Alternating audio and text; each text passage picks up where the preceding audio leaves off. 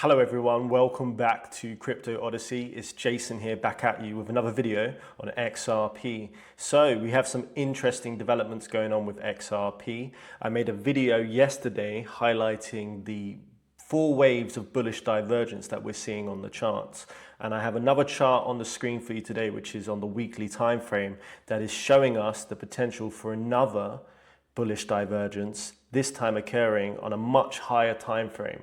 When we have these bullish divergences occurring on higher time frames like the daily or the weekly, the 3 daily for example, they have much more gravitas, you might say. They carry more momentum and more weight. And what we're seeing here, if we dive into the charts, we can see that XRP at the moment is trying to put in a bullish divergence here.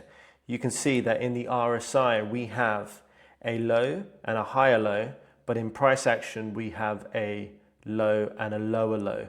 This is bullish divergence. It's essentially an inconsistency that highlights that price action is slowing down to the downside because the RSI is not agreeing with price action. It's showing us that there isn't that much momentum to the downside, and this is the potentiality for a reversal. Now, on top of this, what we seem to be forming is this wedge, this falling wedge, as it is known in technical analysis. And this is on the weekly time frame. You can see that we have this slope line to the downside and a slope line to the upside, but we have compression between these sections. And this is a bullish pattern. The statistics suggest that 70% of the time this will break to the upside. And in order to measure the move, what we do is let's grab a trend line, and we measure from the top to the bottom of the wedge. Then we put it at the point of breakout, and you can see, let's just get that on the line, you can see that that takes us up to about 1.6. Let's just put a horizontal line there to mark it out. That puts us here, which is taking us back to this high that we formed in February the 9th, just following the fall that we had. So this is, not insignificant. This is a move of about 64% if we see it play out, and this is on the weekly time frame. Just to add extra confluence to this, because this is what we do in technical analysis, let's jump onto the Bollinger Bands, and you can see that we have a bit of compression here within the bands, and it's ever more significant when we go on to smaller time frames like the daily. You can see that we are compressing, and we are now at the point of breaking out potentially from this falling wedge. We've got touch points to the upside. We've got 1, 2, 3 touch points, and we have 1, 2, 3 touch points to the downside, which is more than enough to validate this.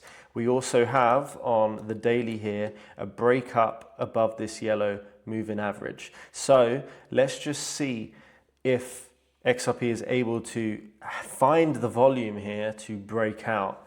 Again, if we jump onto smaller time frames, you can see that the Bollinger Bands were really compressed here. And what this compression indicates is whenever we see this, it usually results in a major move either to the upside or the downside. It doesn't discriminate in terms of whether it's going to be to the upside or to the downside, but we have the confluence here with the RSI, as well as a bullish pattern, which is a falling wedge, as well as the Bollinger Bands, to tell us that potentially we're at the point of some kind of reversal. We also have, if we go back to 3 daily, we also have these waves of bullish divergence, 4 waves to be precise. So we've got 1, 2, 3, 4, and are we putting in let's just have a look. No, sorry. 1, 2, 3, 4. I thought we were putting in a 5th there for a second.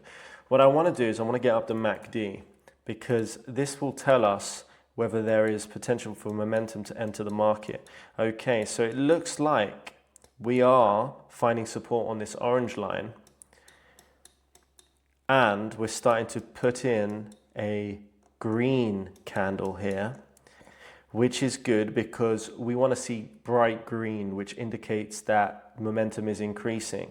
This is the first time we opened this on Monday the 17th. Let's just have a look on the daily to see. Okay, so I mean, look at this, guys. Okay, so we've been in a downtrend on the daily MACD, but we're at the point now of seeing momentum enter to the market. Once we cross up with this MACD and we start to flash green here, that's our signal that the MACD is turning bullish. We've also got the RSI turning bullish. We also have the stochastic RSI turning bullish. I just pushed my mouse out the way there. I'm getting a bit excited, but let's just remain level-headed here. And we also have the stochastic now getting above the 50 level on the daily. Let's just have a look on the 2 daily. Okay, so we're about to see that cross as well on the 2 daily on the MACD, and coming out now, potentially, we'll have to see, we're just about 17 or 18. We want to get above the 20 level. We want to see that momentum enter the market. We also want to see more volume. This is not enough volume to guarantee us this move here, but let's just see how things play out over the next few weeks to see if this move and this pattern, this bullish falling wedge, let's see if it plays out. Guys, if you enjoyed this update, don't forget to leave a thumbs up, subscribe for future videos, and I'll see you in the next one. Peace out.